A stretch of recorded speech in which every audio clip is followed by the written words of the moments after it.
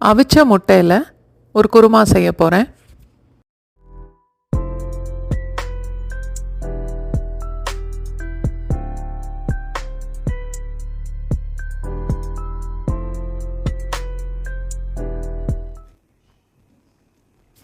ஆறு முட்டை வேக வைக்கிறேன். முட்டை வேகிறதுக்கு தண்ணி கொதிச்சதுக்கப்புறம் 10லேருந்து 12 நிமிஷம் ஆகும். ஃப்ரிட்ஜிலேருந்து எடுத்த முட்டைன்னா 15 நிமிஷம் ஆகும்.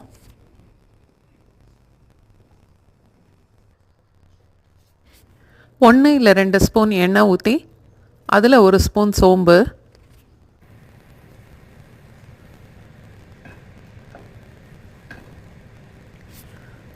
7 இல்லை 8 பச்சை மிளகாய், 8லேருந்து 10 பல் வரைக்கும் பூண்டு, 1 கப்பு அளவுக்கு வெட்டின வெங்காயம் சேர்க்கணும்.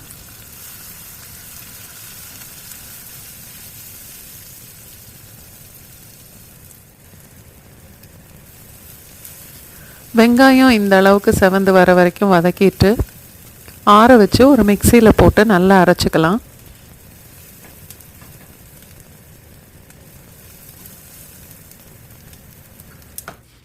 சேனல் சப்ஸ்கிரைப் பண்ணவங்களுக்கு ரொம்ப நன்றி. லைக் பண்ணுறவங்க, ஷேர் பண்ணுறவங்க, வீடியோவை பார்க்குறவங்க எல்லாருக்குமே ரொம்ப நன்றி.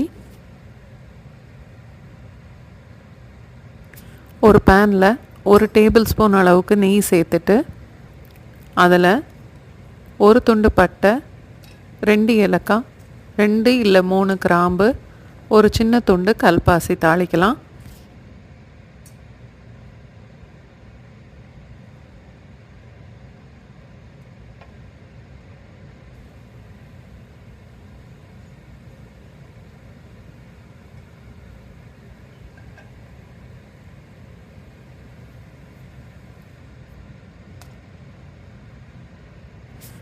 அதோட அரைச்சி வச்ச வெங்காயத்தையும் சேர்த்து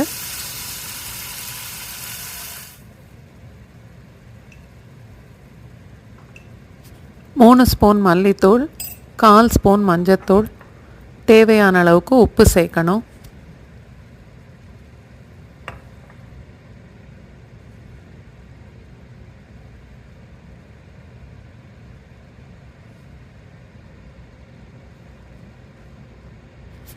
எல்லாம் சேர்த்துட்டு 1 நிமிஷம் வரைக்கும் குறைஞ்ச தீயில் வச்சு வதக்கலாம்.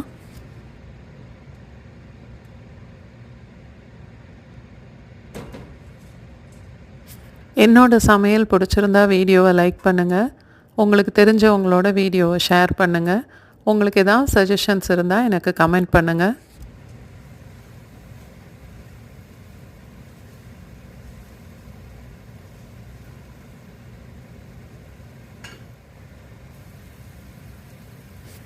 ஒரு நிமிஷம் வதக்கினதுக்கப்புறம் 1 கப்பு தண்ணி சேர்த்து நல்லா கலந்துட்டு மூடி போட்டு 1 நிமிஷம் கொதிக்க விடலாம்.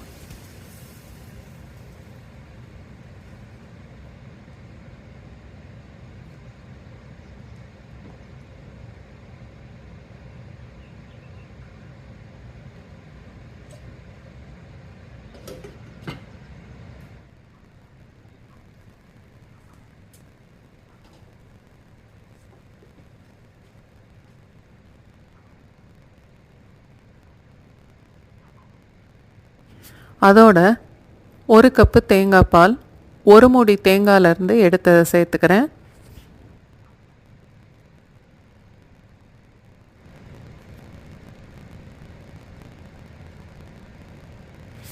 நல்லா கலந்துட்டு அடுப்பை லோ ஃப்ளேமை விட கொஞ்சம் கூட்டி வச்சுக்கலாம்.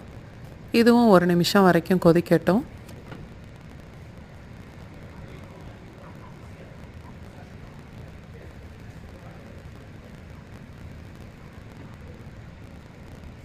சேனல் சப்ஸ்கிரைப் பண்ணிவிட்டு பக்கத்தில் உள்ள பெல் ஐக்கான் ப்ரெஸ் பண்ணிங்கன்னா நான் புது வீடியோ போடும்போது உங்களுக்கு நோட்டிஃபிகேஷன் வரும்.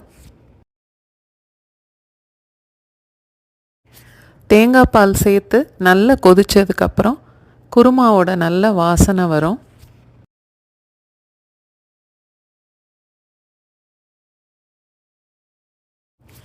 அவிச்ச முட்டையை தோல் உரிச்சிட்டு 3-4 இடத்துல லேசாக கீறி வச்சுக்கணும்.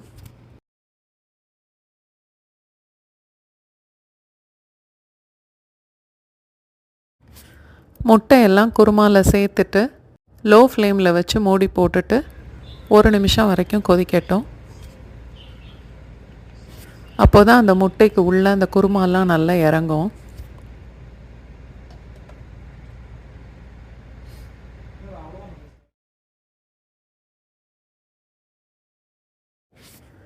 பொடிசாக வெட்டின மல்லி இலை கொஞ்சம் சேர்த்துட்டு அடுப்பை ஆஃப் பண்ணிடலாம்.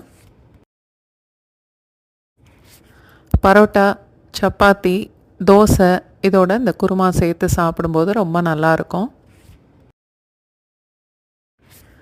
ரொம்ப ஈஸியாக இந்த குருமா செய்யலாம். நீங்களும் ட்ரை பண்ணி பாருங்கள்.